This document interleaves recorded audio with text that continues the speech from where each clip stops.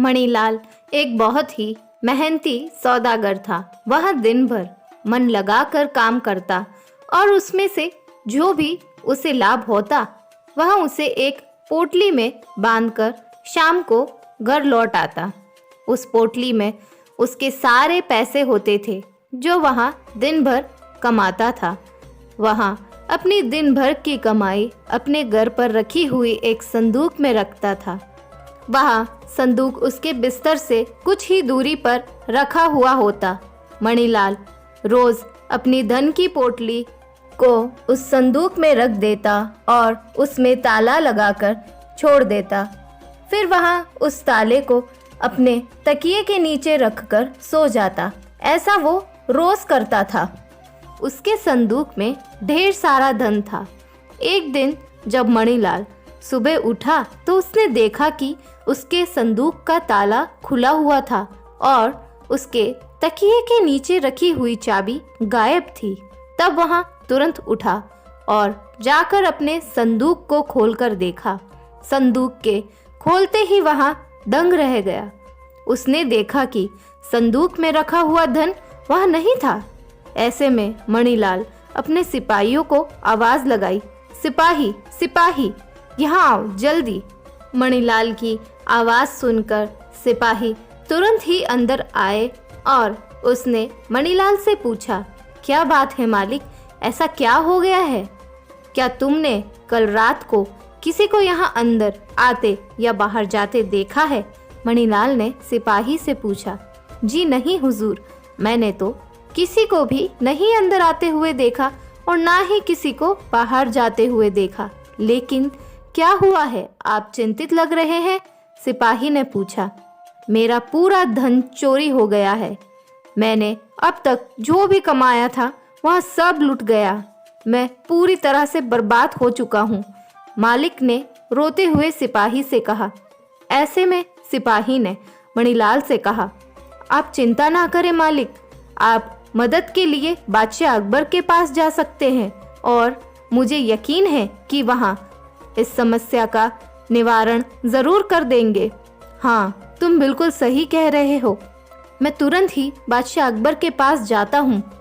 इसके बाद मणिलाल तुरंत ही बादशाह अकबर के दरबार में पहुंचा और उसने बादशाह अकबर को अपनी सारी बात बताई। ऐसे में बादशाह सोचने लगे कि आखिर चोरी किसने की होगी। फिर उन्होंने मणिलाल को आश्वासन दिया, तुम चिंता मत करो मणिलाल, हम जैसे भी हो तुम्हारी समस्या का निवारण जरूर करेंगे। इसके बाद बादशाह ने बीरबल को आदेश दिया, बीरबल, मणिलाल की समस्या का हल तुम निकालोगे। पता लगाओ कि आखिरकार चोरी किसने की है। जी हाँ हुजूर, आपकी जैसी आज्ञा। इसके बाद बीरबल ने मणिलाल से कुछ सवाल पूछे।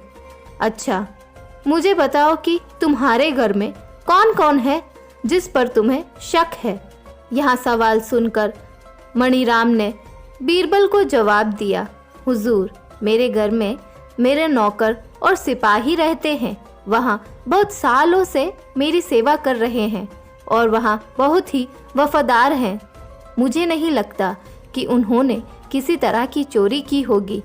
बादशाह अकबर बैठकर यह सब बातें सुन रहे थे। तभी उन्होंने बीरबल से एक सवाल पूछा, बीरबल, यहाँ तो तुम्हें कोई भी सबूत नहीं मिल रहा और ना ही कोई गवाह है, तो क्या तुम चोरी का पता लगा सकते हो? जी हुजूर, लेकिन मुझे 1 घंटे का समय चाहिए। मैं 1 घंटे के बाद यहाँ इस सभा में वापस लौटूंगा, बीरबल ने बादशाह से कहा। इसके बाद फिर बीरबल ने मणिलाल से कहा कि वह जाकर अपने सिपाही और नौकर को यहाँ पर लेकर आए। ठीक 1 घंटे बाद बीरबल अपने साथ हाथ में कुछ लकड़ियों को लेकर दरबार में आ पहुँचे। उन्होंने बादशाह से कहा, बादशाह, मेरे हाथ में कुछ जादुई लकड़ियाँ हैं। यह लकड़ियाँ बहुत ही शक्तिशाली हैं। इसके सहारे मैंने पहले भी बहुत से काम किए हैं और कई चोरियों का पता भी लगाया है। इसीलिए मैं इसका इस्तेमाल आज फिर से करूँगा।